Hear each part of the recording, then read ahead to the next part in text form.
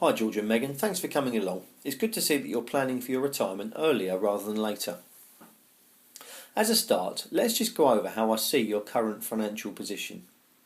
At the moment, you're contributing £8,000 each into personal pensions, which are now worth £140,000. Also, George, you belong to another personal pension and the balance there is £30,000. Lastly, you have £200,000 which George inherited from a family will. So, where to start?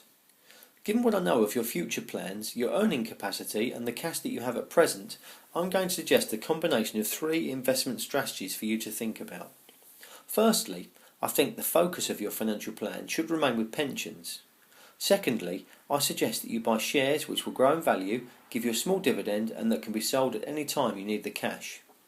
Lastly, George and Megan, to round off your strategy, I suggest that you invest in a property which we can organise so as to give you some tax benefits.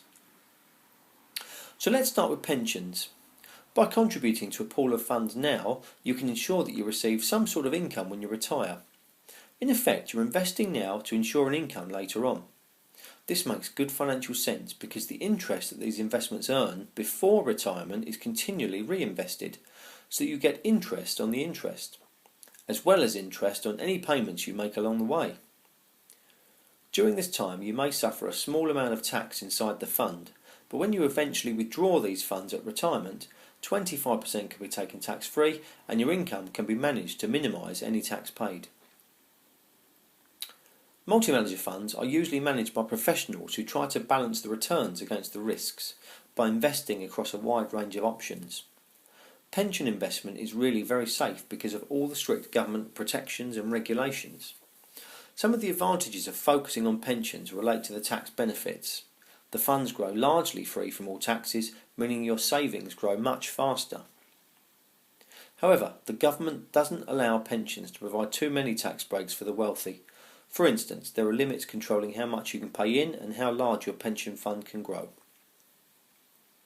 Now, there is another option when it comes to pensions. The alternative to contributing to a multi-manager fund is to manage your own, using a self-invested personal pension. There are a number of issues to think about with self-invested personal pensions, and I think it might be best to meet up next week to discuss this option in a bit more detail. So, George and Megan, pensions should be the focus of your financial plan. I'd suggest that you build on the £140,000 balance in your existing pensions and transfer George's other fund of £30,000 to combine it with his current plan.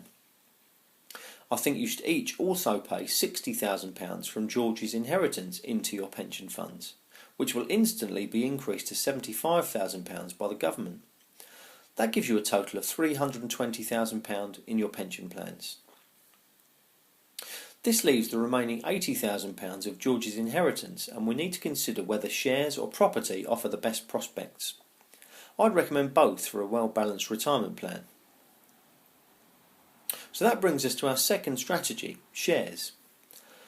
In the past, the share market has performed better than other types of investments, such as property or money earning interest in the bank. So you could invest £40,000 of your inheritance in shares. I'd suggest that you buy shares in well-known UK companies because these are lower risk, and the share values should grow steadily over the long term. There's been a lot of publicity lately about the huge short-term profits made by people who bought shares in companies from countries that aren't fully developed. The prices of these shares are pushed up by the expectation of huge profits straight away rather than on past performance and steady growth. Investors now realise this, so the value of these shares is really shaky. The shares that I'll recommend offer steady, low-risk returns over the long run.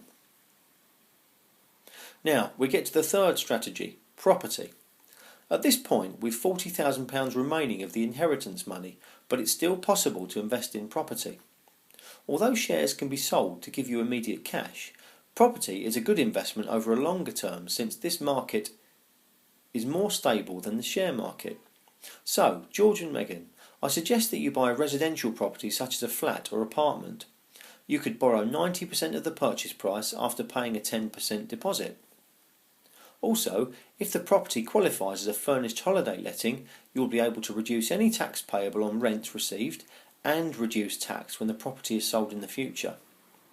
In addition, the rental income could also be used to make further payments into your pension plans, reducing your taxes even further. So, George and Megan, I've given you both a lot to think about. It seems to me that the combination of pensions, along with a diversified share portfolio and a furnished holiday letting, should give you a nicely balanced retirement plan.